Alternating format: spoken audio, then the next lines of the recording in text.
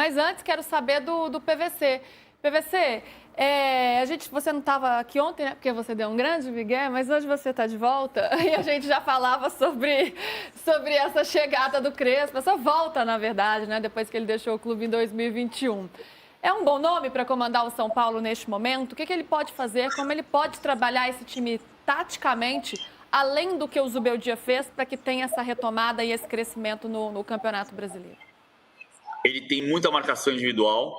Eu me lembro do jogo Santos e São Paulo em 2021, que eu mandei mensagem para o Hernan estava trabalhando na Rede Globo e eu também estava no Grupo Globo, e eu mandei, Hernan, pergunta para ele se ele está marcando individual por causa do Bielsa, se ele aprendeu isso com o Bielsa. Lembra disso, Hernan? Lembro. Eu lembro da resposta dele. Que ele falou, óbvio, Bielsa é o papa da marcação individual, que era uma referência para ele. Então já dá para entender o que vai acontecer. Ele vai perseguir individualmente o campo inteiro. Foi uma das coisas que castigaram o São Paulo no segundo semestre de 2021, porque ele deu todo o esforço marcando individual, que desgasta mais fisicamente, para ganhar o Campeonato Paulista. O São Paulo precisava sair da seca de títulos, e saiu. E esse ponto deixa o Crespo na história do São Paulo, indiscutível. Vai mudar taticamente em relação ao que o Zubeldia fazia, embora o Zubeldia em alguns momentos tivesse perseguições também individuais. Outro ponto, acho que o Crespo está mais maduro em relação ao futebol brasileiro. Ele sofreu muito no primeiro momento, na primeira passagem, por causa da pandemia e por causa do entendimento físico que o futebol brasileiro impõe. Então ele chega mais preparado para isso. Por outro lado, eu não gostei da novidade, assim, porque não me pareceu uma novidade. Eu queria uma novidade. E o Crespo parece reprise de filme médio. Sabe, assim, vamos rever um clássico. Não vamos rever Corra que a Polícia Vem Aí. Mas pode dar certo. Até o parêntese que eu faço é que o Tele, quando chegou no São Paulo em 90, não era uma repetição de um filme velho como o Crespo, porque o Crespo passou pelo São Paulo mais recentemente, mas o Tele tinha passado e fracassado no São Paulo em 73, só que eram 17 anos de diferença. Agora são 4. Então, acho que foi a solução mais à mão. O Crespo queria voltar para o Brasil, queria voltar a trabalhar. O São Paulo precisava de um novo técnico e esse técnico conhece o São Paulo. Desse ponto de vista é bom, mas o que eu entendo é que vai dar um alívio momentâneo e a certeza de sucesso só vem no decorrer com os resultados. O PV, você sabe que na terça-feira passada, exatamente uma semana que foi o meu encontro com o Crespo, eu cheguei a citar essa nossa conversa na transmissão daquele jogo Santos e São Paulo. A gente falou muito sobre futebol aquele dia lá no intervalo do Jogo do Brasil. E aí eu falei, você continua com marcação individual? Você continuou fazendo a marcação individual também no futebol árabe e tal? E ele falou assim, não. Eu adoro marcação individual, eu aprendi, é uma escola bielcista, mas eu usava muito no São Paulo porque era a necessidade que eu tinha de sufocar o adversário e de ganhar o campeonato, que foi colocado que o Paulista era a Copa do Mundo do São Paulo, e a característica daquele elenco era uma característica de marcação e de caça. Então, assim, tem que ver se ele vai entender se esse elenco atual do São Paulo é um elenco para caça, é um elenco para marcação individual. Me chamou a atenção ele falar, não, peraí, sou de marcação individual, mas também trabalho em outros modelos. Essa é exatamente a minha pergunta, PVC, porque a gente tem um meio de campo de São Paulo aí que é um meio de campo técnico, né, de toque de bola, de troca de passes, que é um elenco que está desfalcado, né? Um meio de campo que está desfalcado, Lucas e Oscar ainda não estão disponíveis, mas será que ele tem esses jogadores para entregar o que o Crespo fazia ou o que o Crespo gostaria de fazer?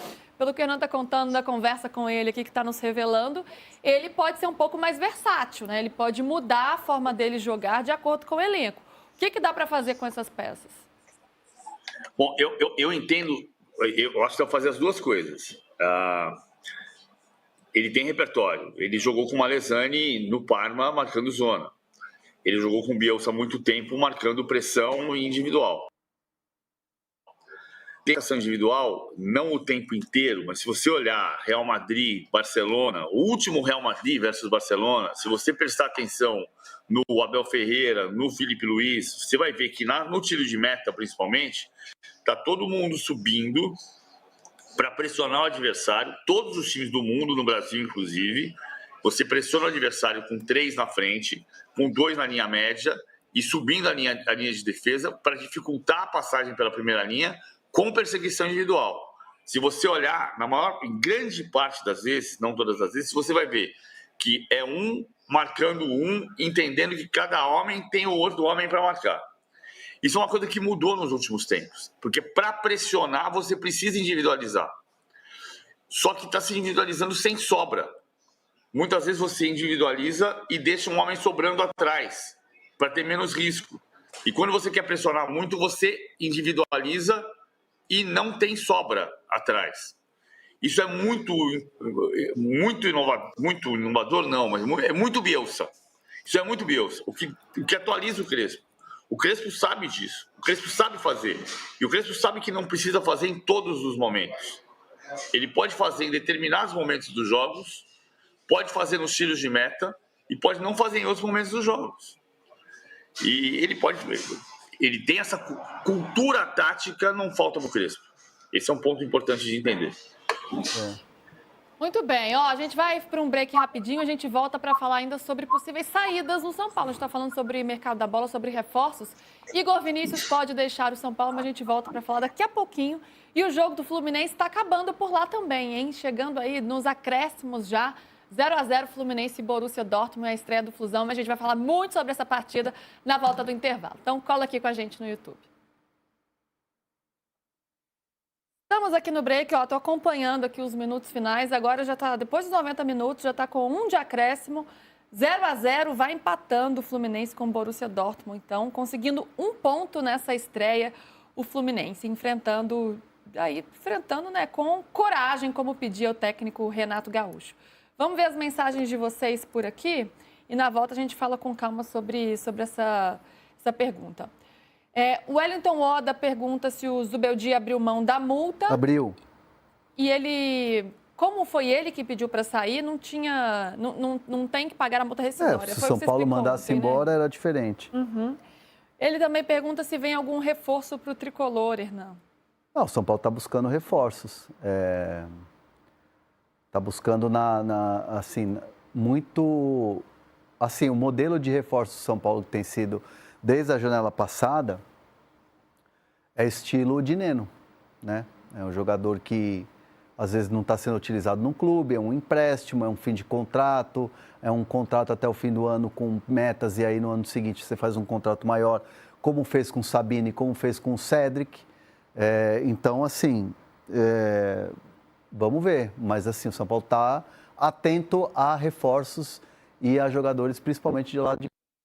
E aí ele já está de olho também, identificando, né, o que ele precisa. Sim, é isso, o jogador de lado de campo, que ele vê como uma necessidade maior. Não, e analisando o próprio elenco do São Paulo, né? Por exemplo, tem jogador que estava afastado, não estava sendo relacionado, que pode voltar a ter a oportunidade, que é o caso do Luan. O Crespo gosta muito do Luan. O Luan fez gol na final do Paulista. O Luan tá fininho, o Luan tá treinando, tá precisando de ritmo de jogo, né? Ele tá se dedicando e ele quer continuar no São Paulo e é um jogador que tem contrato. Eu acho, por que não usá-lo? Tem que usar o Luan. Eu acho o Luan muito bom jogador. Quando chega um treinador, é isso, dá uma zerada no game, né? Dá um gás. Todo mundo começa a ter as mesmas oportunidades, partir do zero ali para conquistar o treinador.